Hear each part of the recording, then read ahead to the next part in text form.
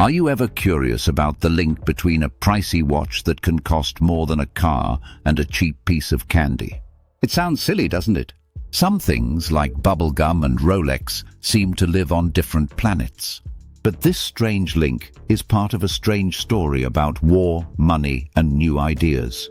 And even a secret way of marketing that changed both companies in ways no one saw coming. Let's go back to the 1940s.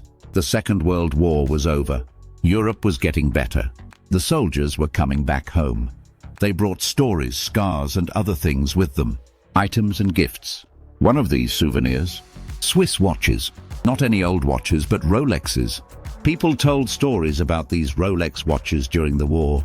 These were what pilots and soldiers swore by. They were right on. Tough. Stylish. Not only were they watches, but they were also social symbols and ways to stay alive. Things start to go wrong here. In the years after World War II, Rolex was slowly becoming a symbol of success. At the same time, bubblegum was going off in America, both literally and figuratively. Bubblegum wasn't just a sweet treat in the 1950s. It stood for youth, freedom, and the growing economy after World War II. It was being chewed by kids by the pound. A lot of companies, like Topps, the trading card giant, were putting collectible baseball cards and other fun gifts in gum packages to get kids interested. Now, bear with me, because this is where the two worlds meet. Topps put out a less well-known set called Bazooka Joe's Fortune Prizes in 1953. These were little comedies that often had silly quizzes or prizes. But there was an outrageous dream prize on the shortlist, a Rolex watch. No, not a plastic ring or a toy ray gun. Yes, a real watch from Rolex, but not just given away. These watches were given away through the mail. There was a very small chance that you could win a Rolex if you saved up enough bazooka wrappers and sent them in with a small fee. It wasn't a trick. There were some lucky kids who got one. Why would a high-end brand like Rolex let its name be put on a gum stick that costs 5 cents? Rolex knew more than almost any other brand how to build associations, which is where the answer lies. It wasn't enough for them to sell to rich people. They knew they had to start making people want their products early on. As a child, make kids think about Rolex.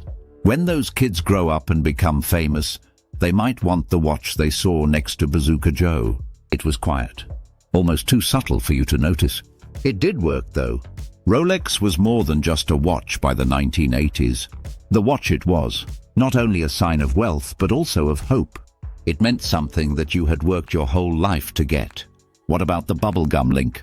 It slowly faded into the background, buried in memories. Most people have forgotten, but the blow stuck. To this day, Rolex doesn't really promote in the usual way. There won't be any loud and pushy advertising. Instead, they rely on things they have in common, like tennis, sailing, James Bond, and exploring the deep sea.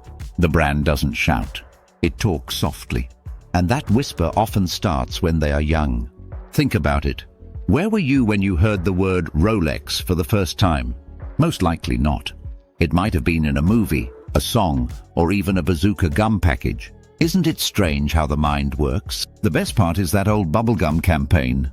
It's now a goldmine for collectors. The original boxes and mail-in packages with the Rolex prize on them are worth a lot of money. Because, of course, anything that has to do with Rolex ends up being valuable. Remember this the next time you take out a pack of gum. There may be more history behind the sugar and the silly comics than you think. One that goes from playgrounds to penthouses, from innocence to desire, from bubblegum to Rolex. Thanks for watching, and see you next time.